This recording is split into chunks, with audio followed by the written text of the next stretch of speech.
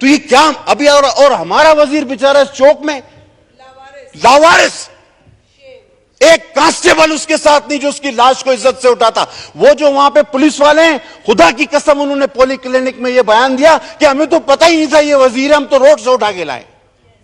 आप क्या कर रहे हैं ऑस्टेरिटी के नाम पे? ये आपके जज 20-20, 18-18 लाख रुपए तनख्वाह ले रहे हैं, आपके आईन को तोड़ रहे हैं, आपके जर्नल गोल्फ खेल रहे हैं 50-50, 20-20 पता नहीं कितने लाख, और आप 1,60,000 और मुफ्ती रोड पे मरा हुआ पड़ा है, कोई उठाने वाला नहीं। पॉलिटिशियन बुरे हैं। अगर हम हकीकत का सामना नहीं कर सकते तो सच का सामना करना पड़ेगा हमें। अगर हम अपने लिए सच नहीं बोलेंगे तो हम आवाम के लिए सच नहीं बोल सकते। ये झूठ है, ये दिखावा है। मैं नहीं मानता इस बात को। ये झूठ और दिखावा बंद किया जाए। जनाब आला, कितना सराहा गया आपको। हमने आवाम के साथ उनके दुख में शामिल होने की कोशिश तो की, करेंगे भी, लेकिन जनाब आला ये कोई तरीका नहीं होता। खुदा के वास्ते मुफ्ती साहब का दुख हमारे लिए बहुत बड़ा है। अगर उनका दुख बहुत कुछ हमें सिखाता भी है, देखो इन ब्यूरोक्रेसी को, देखो इन जजों को, जर्नलों को, और फिर आप कितना भी बोलो 1,60,000 68,000 तनख्वाह है, लोग हंसते बुलाए इसको देखो। तो ऐसा ना करें, लोगों को प्रोटेक्ट करें। हम अवाम के गम में शरीक हैं। हम तो 24 घंटा अवाम की अब मुफ्ती साहब कहां जा रहे थे कोई पता है? वो अपने दफ्तर जा रहे थे आफ्टर तरावी। जिस तरह उन्होंने बताया कि हज के लिए वो 20-20, 18-18 घंटे काम करता था, वो रात को अपने दफ्तर जा रहा था। उसके लिए कोई तो सहूलत होती।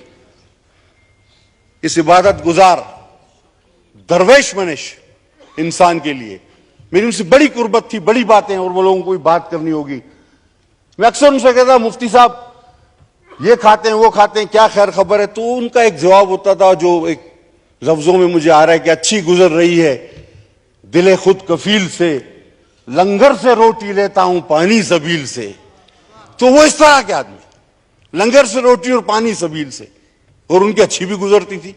खुदा ताला उनके दर्जात को बुलंद फरमाए, और यकीनन ऐसा साफ गो, हिम्मत वाला, इंतहाई ईमानदार, इबादत गुजार शख्स, यकीनन मेरा परवरदिगार उसके गुनाहों को माफ करे और उसके दर्जात को बुलंद से बुलंद फरमाए। मैं ताज़ियत करूंगा उसके घर वालों से, उनकी जमात से, और ये अपील करूंगा सर कि हमें हकीकत पसंद होना चाहिए, हमें दिखावा पसंद नहीं होना चाहिए। बहुत शुक्रिया सर। इस वक्त पाकिस्तान में महंगाई है, और किस लिए क्यों है सब जानते हैं। हम फायर फाइटिंग कर रहे हैं और करते रहेंगे, उसका जिक्र ऑनरेबल प्राइम मिनिस्टर ने भी किया। लेकिन सर मैं कभी भी इस हक में नहीं रहता, ठीक है मैं अपने आप को सिंगल आउट कर रहा हूं, कि अगर आप उसकी 2011 की लैंड क्रूजर लेके आप उसको 13 सीसी से गाड़ी दे रहे हैं, वो जो चिपक गई उसके साथ, वो गाड़ी तो, ये जो पाकिस्तान मेड गाड़ियां हैं इनका तो बलून भी नहीं खुलता, और इसको तो साइकिल टक्कर मारे तो ये उलट जाती है। तो ये जो आपने 2011 की लैंड क्रूजर लेके सबसे ऑस्टेरिटी ये खड़ी कर दी है, तो ये खड़े खड़े खराब होती रहे और ये वजीर इस तरह मरते रहे। एक अगर उसके पीछे स्क्वाड होता तो इसको इज्जत से अस्पताल तो ले जाता। उसको थ्रेट भी थे, सबको हैं। हमने कोई हम वो नहीं जो तालिबान को पनाह दे रहे हैं, हमें तो थ्रेट होंगे। हम हॉस्टिलिटी करना चाहते हैं, हम इस कौम के गम में बराबर के शरीक हैं, लेकिन जब आप हम सब किसी को कहते हैं कि हमारी तनख्वाह 1,68,000 रुपए, तो आपके मुस्कुरा के मानी खैज मुस्कुराहट से नहीं देखता कि यार इसको देखो, इनको देखो, ये कह रहे हैं हमारी तनख्वाह 1,68,000 है। इस हाउस में मौजूद मेंबरान और वजीरों के अलावा बहुत सारे ऐसे लोग हैं स्पीकर साहब जिनकी तनख्वाह हमसे ज्यादा है। तो मुफ्ती क्यों ना कहता कि जी गुजारा नहीं होता, और आप 1,68,000 क्लर्क का गुजारा नहीं होता, ग्रेड 2 ऑफिसर का गुजारा नहीं होता, आप कहते हैं मिनिस्टर को 1,68,000 में गुजारा करो, गाड़ी भी दे दो, स्क्वाड भी दे दो, जी हॉस्टिलिटी।